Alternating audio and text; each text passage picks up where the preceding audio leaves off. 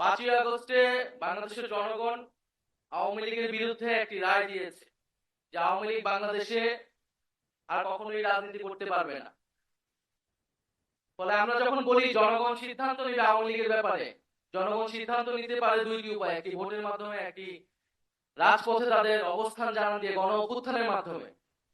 একটি যখন গণ অভ্যুত্থান হয়েছে, যে গণ অভ্যুত্থানে মুজিববাদকে, আওয়ামী লীগকে বাংলাদেশের জনগণ অস্বীকার করেছে এবং জনরোষে সেই ফ্যাসিস্ট সরকারের নেতৃবৃন্দকে দেশ থেকে পালাতে হয়েছে।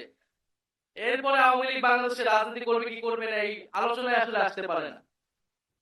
আমরা মনে করি আওয়ামী লীগের সেই নৈতিক ভিত্তি, রাজনৈতিক ভিত্তি হারিয়েছে। এখন তার আইনি বন্দোবস্ত কি হবে, কোন প্রক্রিয়ায়, কোন আইনি কাঠামোতে আমরা আওয়ামী লীগকে বাংলাদেশের রাজনীতি থেকে দূর করতে পারি এবং একটি গণতান্ত্রিক প্রক্রিয়ায় যেতে পারি, সেই বিষয়ে আমাদের সেই পথ আসলে উত্তোলন করতে হবে।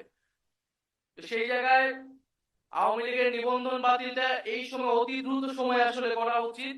বিচার চলাকালীন সময়ে সাংগঠনিক রাজনৈতিক কার্যক্রম নিষিদ্ধ ঘোষণা করতে হবে এবং বিচারের মধ্য দিয়ে আওয়ামী লীগের একটা চূড়ান্ত ফয়সালা হয়তো আমরা পাবো। নির্বাচন খুবই গুরুত্বপূর্ণ এবং নির্বাচন মানে হচ্ছে ক্ষমতা হস্তান্তরের প্রক্রিয়া, এবং এই প্রক্রিয়া নিয়েই বাংলাদেশে সবসময় যে রাজনৈতিক দ্বন্দ্ব তৈরি হয়েছে।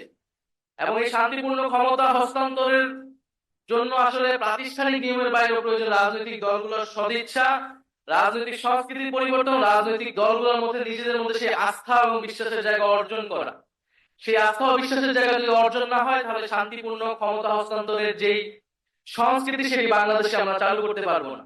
আমরা আশা করবো যে এবারে গণ অভ্যুত্থানের মধ্য দিয়ে যে জাতীয় ঐক্যমত এবং জনগণের আকাঙ্ক্ষা তৈরি হয়েছে, সেই আকাঙ্ক্ষার প্রতি সবাই শ্রদ্ধাশীল থেকে আমরা বাংলাদেশে শান্তিপূর্ণভাবে ক্ষমতা হস্তান্তরের একটি সাংবিধানিক প্রক্রিয়া এবং একটি রাজনৈতিক সংস্কৃতি তৈরি করতে পারবো।